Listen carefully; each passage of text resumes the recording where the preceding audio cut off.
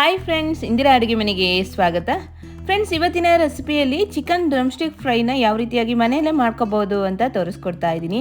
ಎಷ್ಟು ಚೆನ್ನಾಗಿರುತ್ತೆ ಗೊತ್ತಾ, ಸೇಮ್ ರೆಸ್ಟೋರೆಂಟಲ್ಲೆಲ್ಲ ಸಿಗುತ್ತಲ್ಲ ಅದೇ ರುಚಿಯಾಗಿ ನಾವು ಮನೆಯಲ್ಲೂ ಕೂಡ ಮಾಡಿಕೊಂಡು ತಿನ್ಬೋದು. ತುಂಬಾ ಈಸಿಯಾಗಿ ಕ್ವಿಕ್ಕಾಗಿ ಮಾಡ್ಕೋಬೋದು. ಹೇಗೆ ಮಾಡೋದು ಅಂತ ಇವತ್ತಿನ ರೆಸಿಪಿಯಲ್ಲಿ ತೋರಿಸ್ತೀನಿ. ಅದಕ್ಕೂ ಮುಂಚೆ ಯಾರೆಲ್ಲ ನನ್ನ ಚಾನಲನ್ನು ಇನ್ನೂ ಸಬ್ಸ್ಕ್ರೈಬ್ ಮಾಡ್ಕೊಂಡಿಲ್ಲ ಫ್ರೆಂಡ್ಸ್, ಈ ಕೂಡಲೇ ಸಬ್ಸ್ಕ್ರೈಬ್ ಮಾಡ್ಕೊಳ್ಳಿ. ಹಾಗೆ ಬೆಲ್ ಐಕಾನ್ ಪ್ರೆಸ್ ಮಾಡೋದನ್ನ ಮರಿಬೇಡಿ. ಇದರಿಂದ ನಾನು ಹಾಕುವ ನೆಕ್ಸ್ಟ್ ವಿಡಿಯೋ ಯಾವುದು ಅಂತ ಹೇಳಿ ನಿಮಗೆ ನೋಟಿಫಿಕೇಶನ್ ಮೂಲಕ ತಿಳಿದು ಬರುತ್ತೆ. ಬನ್ನಿ ಫ್ರೆಂಡ್ಸ್, ಇವಾಗ ರೆಸಿಪಿನ ಸ್ಟಾರ್ಟ್ ಮಾಡೋಣ ಅಲ್ವಾ. ಮೊದಲಿಗೆ ನಾನಿಲ್ಲಿ 4 ಪೀಸು ಚಿಕನ್ ಡ್ರಮ್ ಸ್ಟಿಕ್ನ ತೊಗೊಂಡಿದ್ದೀನಿ. ನೀವು ಇದೇ ಪೀಸ್ನ ತೊಗೋಬೇಕಂತೇನಿಲ್ಲ, ಬೇರೆ ಪೀಸು ಕೂಡ ತೊಗೊಂಡು ಮಾಡ್ಕೋಬೋದು. ಇದೇ ಮಸಾಲೆ ಹಾಕಿಬಿಟ್ಟು ಬೇರೆ ಪೀಸಲ್ಲೂ ಕೂಡ ಮಾಡ್ಕೋಬೋದು. ನಾನಿಲ್ಲಿ 4 ಪೀಸ್ ಆಗೋಷ್ಟು ಲೆಗ್ ಪೀಸ್ ತೊಗೊಂಡಿದ್ದೀನಿ. ಇದಕ್ಕೆ ಒಂದು 1/4 ಸ್ಪೂನ್ ಆಗೋಷ್ಟು ಹಳದಿ, ಅರ್ಧ ಸ್ಪೂನ್ ಆಗೋಷ್ಟು ಸಾಲ್ಟು, ಆಮೇಲೆ 1 ಸ್ಪೂನ್ ಆಗೋಷ್ಟು ಚಿಲ್ಲಿ ಪೌಡ್ರ್ ಇಲ್ಲಿ ಸೇರಿಸ್ಕೊತಾ ಇದ್ದೀನಿ.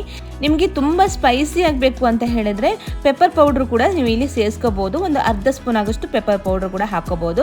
ಆಮೇಲೆ ಒಂದು 1/4 ಸ್ಪೂನ್ ಆಗೋಷ್ಟು ಧನಿಯಾ ಪೌಡರ್, 1 ಸ್ಪೂನ್ ಆಗೋಷ್ಟು ಗರಂ ಮಸಾಲ, 1 ಸ್ಪೂನ್ ಆಗೋಷ್ಟು ಶುಂಠಿ ಬೆಳ್ಳುಳ್ಳಿ ಪೇಸ್ಟು, ಹಾಗೆ 1 ಸ್ಪೂನ್ ಆಗೋಷ್ಟು ಕಾರ್ನ್ ಫ್ಲೋರು, ಒಂದು 3 ಸ್ಪೂನು ನಾನಿಲ್ಲಿ ಮೊಸರನ್ನ ಹಾಕ್ಕೊಂಡಿದ್ದೀನಿ. ಹಾಕೊಂಡ್ಬಿಟ್ಟು ನೋಡಿ, ಇದನ್ನು ಚೆನ್ನಾಗಿ ಮಿಕ್ಸ್ ಮಾಡ್ಕೋಬೇಕು. ನಾವು ಇದನ್ನ ಈಗ ಮ್ಯಾರಿನೇಟ್ ಮಾಡಿ ಒಂದು ಅರ್ಧ ಗಂಟೆ ಆದರೂ ಹಾಗೇ ಇಡಬೇಕು. ನೀವು ಫ್ರೀಝರಲ್ಲಿ ಕೂಡ ಇಡ್ಬೋದು, ಇಲ್ಲ ಹಾಗೆ ಓಪನ್ ಆಗಿ ಕೂಡ ಹೊರಗಡೆನೂ ಕೂಡ ಇಟ್ಕೋಬೋದು. ನಂತರ ನೋಡಿ, ಇದಿಷ್ಟನ್ನ ಹಾಕೊಂಡ್ಬಿಟ್ಟು ಚೆನ್ನಾಗಿ ಮಿಕ್ಸ್ ಮಾಡಿದ್ದೀನಿ. ಆಮೇಲೆ ಇಲ್ಲಿ ಒಂದು ಅರ್ಧ ಲೆಮನ್ ಜ್ಯೂಸನ್ನ ನಾನು ತೆಗೆದಿಟ್ಕೊಂಡಿದ್ದೀನಿ, ಅದರ ಜ್ಯೂಸ್ ಕೂಡ ಇವಾಗ ಸೇರಿಸ್ಕೊತಾ ಇದ್ದೀನಿ. ಇದಿಷ್ಟನ್ನ ಚೆನ್ನಾಗಿ ಮಿಕ್ಸ್ ಮಾಡಿಕೊಂಡು ಒಂದು ಅರ್ಧ ಗಂಟೆ ಹಾಗೆ ಇಡೋಣ. ಅರ್ಧ ಗಂಟೆ ಆದಮೇಲೆ ಇದು ನಂತರ ನಾವು ಓಪನ್ ಮಾಡಿದ್ಮೇಲೆ ಮತ್ತೆ ಒಂದು ಸಲ ಅದನ್ನು ಚೆನ್ನಾಗಿ ಮಿಕ್ಸ್ ಮಾಡ್ಕೋಬೇಕು.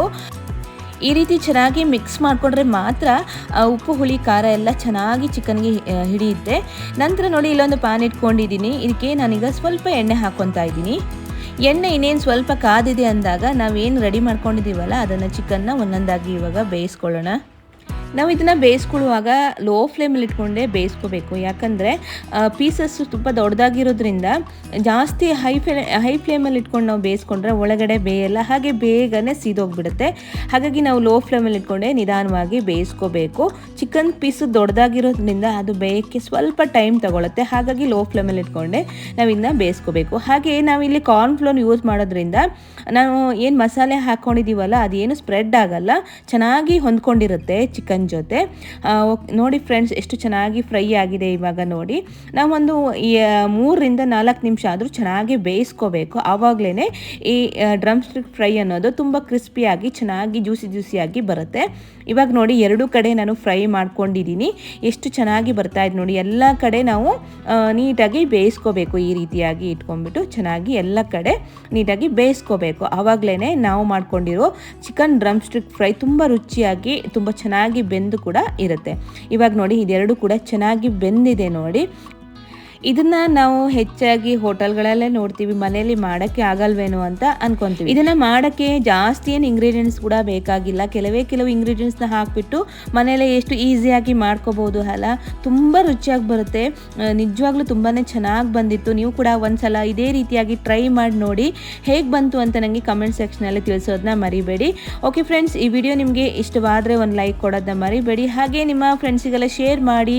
ಇನ್ನೂ ಒಳ್ಳೊಳ್ಳೆ ರೆಸಿಪಿಯೊಂದಿಗೆ ನೆಕ್ಸ್ಟ್ ವಿಡಿಯೋದಲ್ಲಿ ಸಿಗ್ತೀನಿ. ಧನ್ಯವಾದಗಳು.